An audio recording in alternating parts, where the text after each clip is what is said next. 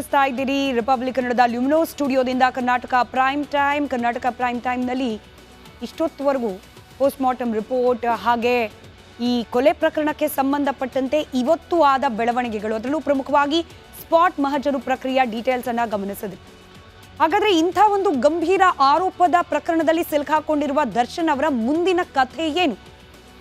ದರ್ಶನ್ ಅವರ ಅಭಿಮಾನಿಗಳಿಗೂ ಕೂಡ ಆತಂಕ ಇದ್ದೇ ಇರುತ್ತೆ. ಹೌದು, ಆತಂಕ ಬಂತು, ಆರೋಪಗಳು ಬಂತು, ಜೈಲು ಪಾಲಾಗಿದ್ದಾರೆ, ರಿಲೀಸ್ ಆಗ್ತಾರಾ, ಬೇಲ್ ಸಿಗುತ್ತಾ, ಇನ್ ಕೇಸ್ ಏನಾದರೂ ಮಾಡಿರೋದು ನಿಜ ಅಂತ ಗೊತ್ತಾಗಿ ಹೋಗ್ಬಿಟ್ರೆ, ಈ ಕೊಲೆಯಲ್ಲಿ ದರ್ಶನ್ ಅವರ ಪಾತ್ರ ಇರೋದು ನಿಜ ಅಂತ ಸಾಬೀತಾಗಿ ಹೋಗ್ಬಿಟ್ರೆ ಯಾವ ಪ್ರಮಾಣದ ಶಿಕ್ಷೆ ಆಗಬಹುದು?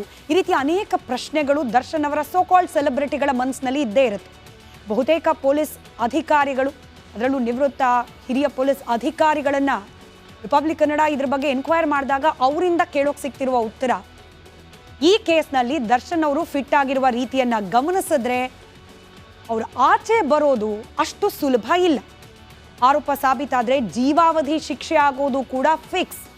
ಹಾಕಿರುವ ಕೇಸ್ನ ಅಂಶಗಳು ಅಷ್ಟು ಗಂಭೀರವಾಗಿದೆ. ಹಾಗೆ IPC ಸೆಕ್ಷನ್ಗಳೇನು ಉಲ್ಲೇಖ ಮಾಡಲಾಗಿದೆ ಪ್ರಕರಣದಲ್ಲಿ ಅದು ಕೂಡ ಅಷ್ಟೇ ಗಂಭೀರವಾಗಿದೆ. ಇನ್ ಕೇಸ್ ಆರೋಪ ಸಾಬೀತಾಗಿ ಹೋದರೆ ದರ್ಶನ್ ಅವರಿಗೆ ಜೀವಾವಧಿ ಶಿಕ್ಷೆ ಆದರೂ ಕೂಡ ಅಚ್ಚರಿ ಇಲ್ಲ ಅನ್ನೋ ಮಾಹಿತಿಯೇ ಸಿಗ್ತಾ ಇದೆ. ಬಹುತೇಕ ಇಲ್ಲಿವರೆಗೂ ಲಭ್ಯವಾಗಿರುವ ಎಲ್ಲ ಸಾಕ್ಷ್ಯಗಳು ಕೂಡ ಚಾಲೆಂಜಿಂಗ್ ಸ್ಟಾರ್ ಅಂತ ಕರಿಬೋದಾ ಗೊತ್ತಿಲ್ಲ, ದರ್ಶನ್ ಅವರ ವಿರುದ್ಧವಾಗಿಯೇ ನಿಂತಿದೆ.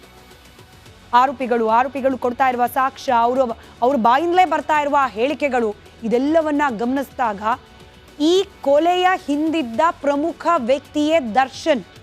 ಅವರ ಅಣತಿ ಮೇರೆಗೇನೆ ಕಿಡ್ನಾಪ್ ಆಯಿತು, ಅವ್ರು ಹೇಳಿದ್ರು ಅಂತಲೇ ಹೊಡೆದ್ವಿ ಅನ್ನೋ ಅರ್ಥದಲ್ಲೇ ಬರ್ತಾ ಇದೆ ಸ್ಟೇಟ್ಮೆಂಟ್ಗಳು. ತಾವಾಗೇ ತೋಡ್ಕೊಂಡ ಹಳ್ಳಕ್ಕೆ ತಾವೇ ಬಿದ್ದು ಹೋದ್ರ ದರ್ಶನ್. ನಡಿ ಈಗ ಶುರು ಮಾಡೋಣ.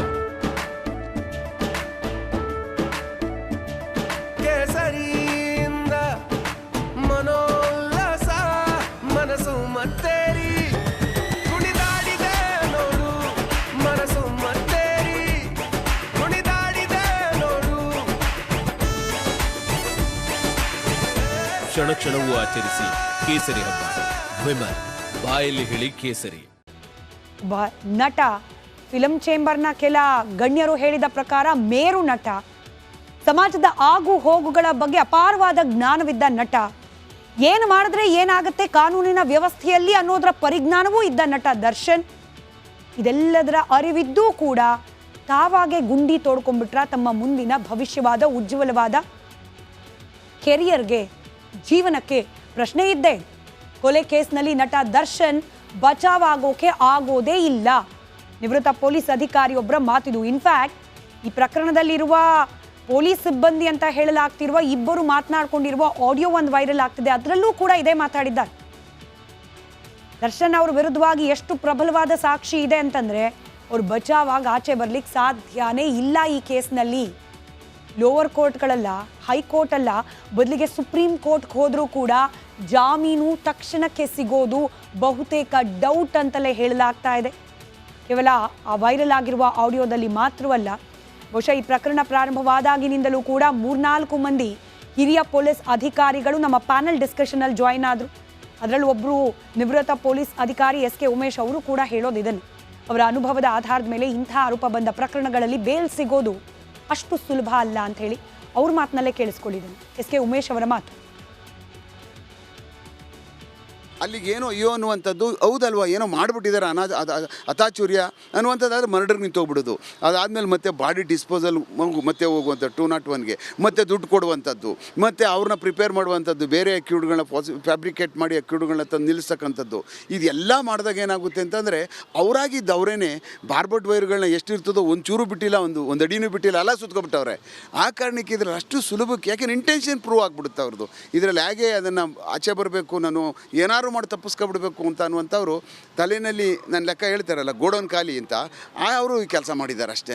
ಗೋಡೌನ್ ಸರಿ ಇದ್ದಿದ್ರೆ ಈ ಕೆಲಸ ಮಾಡ್ತಾ ಇರಲಿಲ್ಲ ಅವರು. ಎಲ್ಲ ಕೂಡ ಅವರೇ ಕೊಟ್ಟಿದ್ದಾರೆ. ಹೌದೌದು, ಏನೇನು ಬೇಕು ಅಂತ ಅವರೇ ಕರೆಕ್ಟಾಗಿ ಬರೆದು ನೀಟಾಗಿ ಇಟ್ಟು ಇಂತಿಂಥ ಸಾಕ್ಷಿಗಳಿದ್ದಾವೆ ಅಂತ ಹೇಳ್ಬಿಟ್ಟು ಅಂತ. ಯಾಕೆಂದರೆ ಏನೇ ಮಾಡಿದವನು ಇಂಥದ್ದೆಲ್ಲ ಮಾಡಿದಾಗ ತಪ್ಪು ಮಾಡ್ತಾನೆ. ಕನ್ವಿಕ್ಷನ್ ಎಲ್ಲಿಗೆ ಅಂತ ಆಗ್ಬೋದು ಅನ್ಸುತ್ತೆ ಸರ್ ನಿಮ್ಮ ಒಂದು ಈ ಹಿಂದಿನ ಪ್ರಕರಣದಲ್ಲಿ ನೋಡೋದಾದ್ರೆ ಈ ರೀತಿ ಆದ್ರೆ ಇವರಿಗೆ ಆದರೆ ಸಜೆ ಆಗುತ್ತೆ, ಲೈಫ್ ಇಂಪ್ರಿಸನ್ಮೆಂಟ್ ಆಗುವಂಥದ್ದು ಆಗ್ತದೆ. ಜೀವಾವಧಿ ಶಿಕ್ಷೆ ಆಗುತ್ತೆ. ಜೀವಾವಧಿ ಶಿಕ್ಷೆನೇ. ಲೈಫ್ ಇಂಪ್ರಿಸನ್ಮೆಂಟ್ ಅಂತಂದರೆ ಕಾನೂನಲ್ಲಿ ಸುಪ್ರೀಂ ಕೋರ್ಟ್ ಹೇಳೋರ ಪ್ರಕಾರ 14 ವರ್ಷ ಅಲ್ಲ, ಸಾಯುವವರೆಗೂ ಜೈಲೇ. ಹಾಂ, ಇದೇನು 14 ವರ್ಷಕ್ಕೆ ಬಂದ್ಬಿಟ್ಟು ಈಚೆ ಬಂದ್ಬಿಟ್ಟು ಎಲ್ಲ ಕಮ್ಮಿ ಮಾಡ್ಕೊಂಡೆಲ್ಲ ಬಂದ್ಬಿಟ್ಟೆ ಆ ಥರ ಇಲ್ಲ.